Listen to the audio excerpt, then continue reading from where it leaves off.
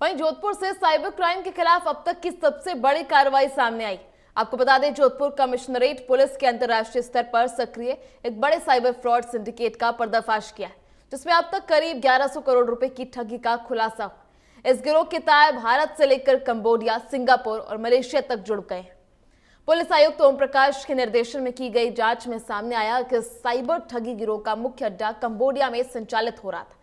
ठग भारतीय SIM cards का इस्तेमाल कर व्हाट्सएप के जरिए लोगों से संपर्क करते थे और उन्हें इन्वेस्टमेंट और ऑनलाइन ट्रेडिंग के नाम पर ठगते थे। तकनीकी विश्लेषण में चौंकाने वाले तथ्य सामने आए। पुलिस ने करीब 2.3 लाख रुपए सिम कार्ड्स का डेटा खंगाला है। वहीं आपको बता दें, भारतीय साइबर क्राइम समन्वय केंद्र की मदद से पता चला है कि लगभग 36,000 भारतीय सिम कंबोडिया में रोमिंग पर सक्रिय थे। इनमें से सिर्फ 5300 सिम के जरिए देश भर में 1100 करोड़ रुपए से अधिक की ठगी की गई।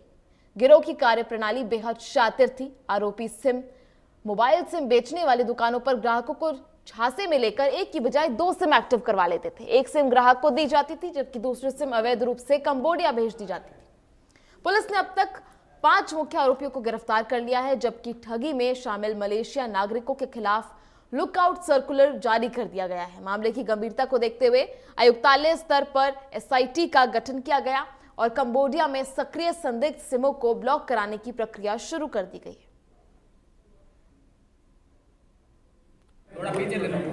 जैसा कि आपको ज्ञात है कि विगत से कंबोडिया में जो साइबर क्रिमिनल्स हैं वो कंबोडिया की भूमि का दुरुपयोग करके और हमारे यहाँ साइबर फ्रॉड कर रहे हैं। हमारे यहाँ 2 प्रकरण दर्ज थे। भगत की कोठी में पिछले साल दर्ज हुआ था और इस वर्ष एयरपोर्ट थाना में भी एक प्रकरण दर्ज हुआ था, जिसमें हमारे विवेचना में यह तथ्य आए थे कि ये जो वहाँ से साइबर क्रिमिनल्स ने हम यहाँ के सिम का दुरुपयोग किया था और कंबोडिया से उस सिम का दुरुपयोग करके यहाँ के लोगों को फंसाया गया और उससे फ्रॉड किया गया। पहली बार जोधपुर आयुक्तालय ने रिवर्स ट्रेड एनालिसिस का उपयोग किया। इसमें है कि हम नीचे से नहीं ऊपर से हम शुरू करते हैं और जो हमारे पास जो तथ्य सामने आए कि सितंबर, अक्टूबर और नवंबर में लगभग 3,20,000 ऐसे सिम थे जो इंडिया से इशू हुए थे और कंबोडिया में काम कर रहे थे। 1,400 के लगभग जो सिमें हैं इनको ब्लॉक किया जाएगा और इनके व्हाट्सएप भी बंद कराए जाएंगे, जिससे कि आने वाले समय में कम से कम हम 5,000 करोड़ के साइबर फ्रॉड को रोक पाएंगे। जिनको लोन दिया है उनके अभी अन्वेषण किया जाना शेष है और पहले ही नाम बता दिया जाएगा तो डेफिनेटली वो सावधान दर्ज किए हैं। जो पॉइंट ऑफ सेल है जिसने इशू किया है उनकी गिरफ्तारी भी हुई है एक प्रकरण में।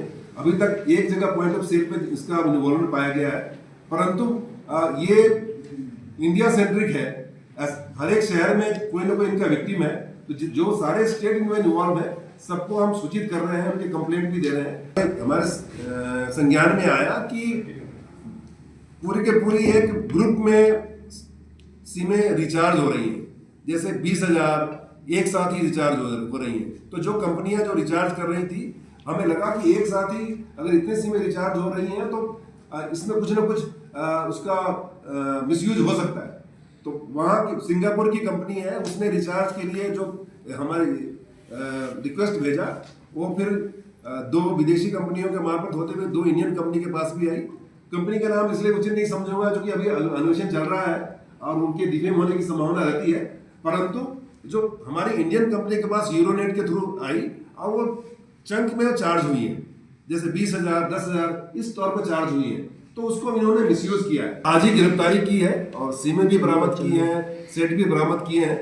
आने वाले समय में जैसे जैसे अन्वेषण बढ़ेगा, क्योंकि इसमें ज्यादातर सिम की बरामदगी होगी और जो रोकड़ जो लिया गया है उस संबंध में, क्योंकि अभी ये पुराना केस हो गया है, तो जो बरामदगी जिन्होंने पैसे का यूज किया है उसकी भी ट्रेल हम प्राप्त करने की कोशिश कर रहे हैं। मोडस ऑपरेंडी ये है कि इंडिया के विभिन्न हिस्सों से, सिर्फ ये तो जोधपुर में हमने इनको, चूंकि हमारे पास एक एनालिसिस था उस आधार पर यहाँ तक पहुंचे हैं, अदरवाइज पूरे इंडिया से सिमें ले जा करके और कंबोडिया ले जाते हैं। कंबोडिया में उन्हीं सिमों का मिसयूज करके इंडियन लोगों के साथ फ्रॉड करते हैं। ये मोडस ऑपरेंडी है। जोधपुर में बता दूं 2 दिनों पूर्व में एक प्रकरण दर्ज किया था, इस संबंध में दर्ज किया गया था जिसमें एक व्यक्ति की गिरफ्तारी हुई है और आज पूरे सिंडिकेट को लेकर के हमने प्रकरण दर्ज किया गया है, जिसमें कि संगठित अपराध के तौर पे कोई सिंडिकेट बना करके कोई काम करता है। आने वाले समय में जैसे जैसे